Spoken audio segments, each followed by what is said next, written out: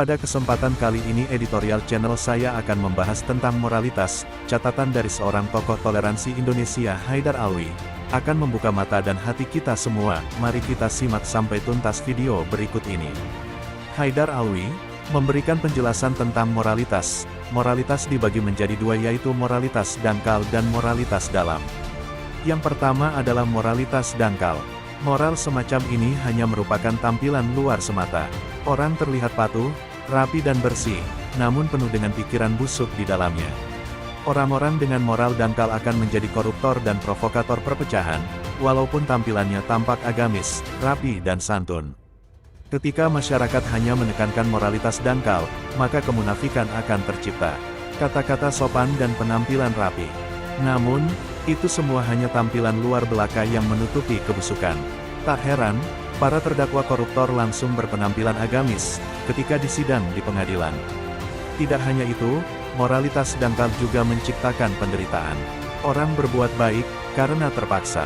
Orang patuh bukan karena paham dan tulus, tetapi hanya karena tekanan masyarakat. Penderitaan yang muncul dari pola moralitas semacam ini amatlah besar. Semoga kita semua selalu waspada terhadap mereka-mereka yang sangat dekat dengan kita yang masuk ke kategori memiliki moralitas dangkal. Untuk yang kedua adalah moralitas dalam. Moralitas dalam memiliki arah yang berbeda.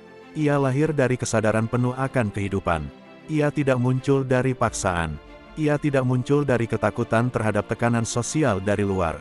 Moralitas dalam bergerak dari kesadaran bahwa segala yang ada di semesta ini adalah satu kesatuan. Inilah yang disebut ciri kesaling terhubungan dari kehidupan itu sendiri.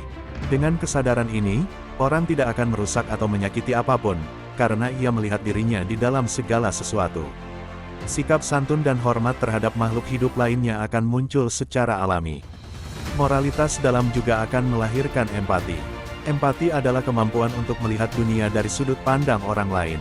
Empati akan membuat orang memiliki sifat welas asih yang muncul secara alami dari dalam dirinya. Inilah dasar moralitas yang sejati. Karena lahir secara alami, moralitas dalam juga jauh dari kemunafikan.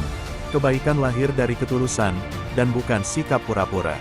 Seringkali, orang mungkin terlihat tak santun. Akan tetapi, niatnya baik, yakni untuk kepentingan bersama. Moralitas dalam juga tahan lama. Ia tidak berubah ketika tekanan dari luar hilang. Karena berpijak pada ketulusan, moralitas dalam juga tetap teguh di tengah godaan untuk berbuat jahat. Orang dengan moralitas dalam tidak lari di tengah tekanan, apalagi bersembunyi di balik-balik alasan-alasan suci yang penuh kemunafikan. Kita harusnya mengajarkan moralitas dalam di dalam sistem pendidikan kita. Moral dangkal, yang menekankan kepatuhan semu, haruslah dihilangkan. Hanya dengan begitu, kita bisa melenyapkan secara total para koruptor dan provokator yang bersembunyi di balik kesantunan moral dan agamis. Sudah cukup lama bangsa kita ditipu oleh para koruptor dan provokator pemecah belah semacam ini. Salam waspada, tetap waspada dan selalu waspada.